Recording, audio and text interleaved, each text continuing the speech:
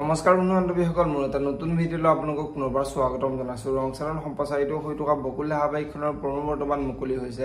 আপোনালোকে যদি এই বকুল ধাৰাবাহিকখন চাই ভাল পায় তেনেহ'লে ভিডিঅ'টোত এটা লাইক কৰি আমাৰ চেনেলটো ছাবস্ক্ৰাইব কৰি ল'ব, এনেকুৱা ধৰণৰ আপডেটসমূহ পাই থাকিবলৈ। বকুল ধাৰাবাহিকখনৰ আজিৰ খণ্ডত দেখিবলৈ পাব আদিৰ মাকে আদিৰ কথাবোৰ গম পায়, আদিৰ ওপৰত বহুত খং উঠিব আৰু আদিৰ মাক আদিৰ ওচৰলৈ আহি তই আজি প্ৰমাণ কৰি দিলি মোৰ যে ধাৰণাবোৰ ভুল আছিল, তই কিয় অদিতিৰ লগত বিশ্বাসঘাতকতা কৰিলি বুলি আদি সুধিব। আৰু তেতিয়া আদিয়ে মা মোৰ কথাবোৰ বিশ্বাস কৰ, মই কেতিয়া অদিতিক বিশ্বাসঘাতকতা কৰা নাই, মই তাইৰ কথাবোৰ কৈহে আছিলোঁ, তাই সেই কথাবোৰ সঁচা বুলি ভাবিলে। আৰু দেউতাই কথাবোৰ কেনেকৈ গম পালে মই গম নাপাওঁ বুলি মাকৰ আগত ক'ব।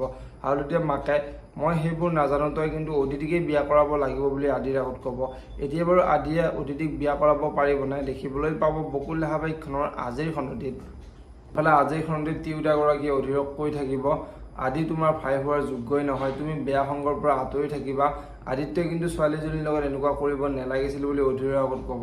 আৰু তেতিয়া অধীৰে আদিয়ে কেতিয়া এনেকুৱা কাম কৰিবই নোৱাৰে, মোৰ তাৰ ওপৰত বিশ্বাস আছে বুলি কোৱা দেখিবলৈ পাব।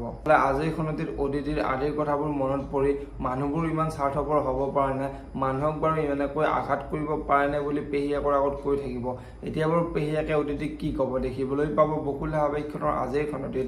যদিহে আপোনালোকে বকুল ধাৰাবাহিকখন চাই ভাল পায় তেনেহ'লে ভিডিঅ'টো এটা লাইক কৰি আমাৰ চেনেলটো ছাবস্ক্ৰাইব কৰি ল'ব, এনেকুৱা ধৰণৰ আপডেট মোক পাই থাকিবলৈ। ধন্যবাদ।